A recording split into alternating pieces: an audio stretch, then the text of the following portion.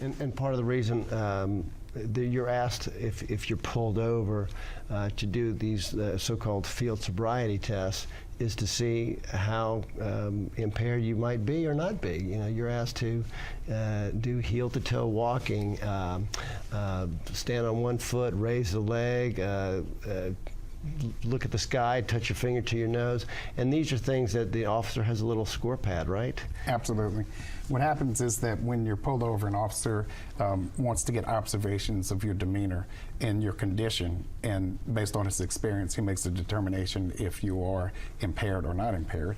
And those in the field sobriety, there are 4 tests. There's the eye test, where the officer uses a pen and you follow the pen.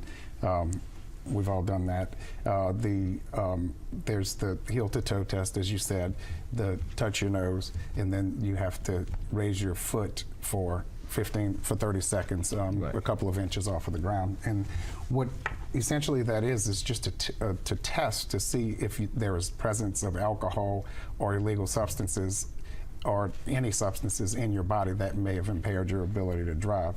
And what happens is that with the officer, particularly on the eye test, when the officer does that and gets to a 45-degree angle, if there is presence of alcohol in your body, there's an involuntary fluttering of your eyes.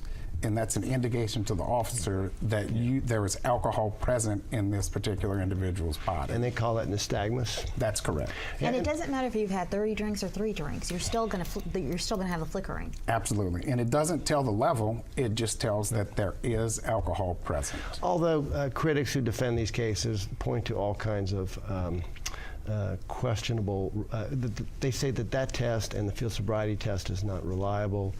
They question the training of the different officers who administer these tests, the biases of those people who are administering the test. If the officer's made up his mind already, he thinks you're intoxicated, he or she's going to see what she wants to see. That's what the critics say. What do you say about that? Well, I think that there's a degree of truth to that. However, I mean, it is scientific.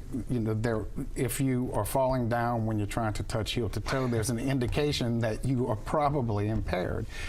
When your eyes give the involuntary flutter, it's a scientific fact that alcohol is present. If you can't touch your nose, then that's an indication that alcohol is present.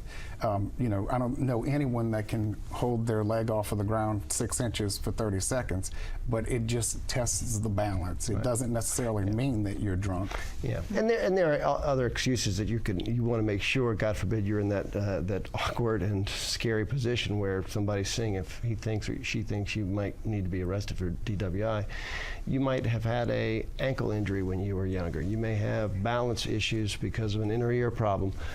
If you've been in an accident, head injuries can mimic the signs and symptoms of being intoxicated. So there's a lot more to it, and that's why somebody generally, if God forbid they're charged, they might want to reach out to a criminal defense attorney to make sure that all these questions are looked into. Oh, absolutely, and that's definitely one area that needs to be explored.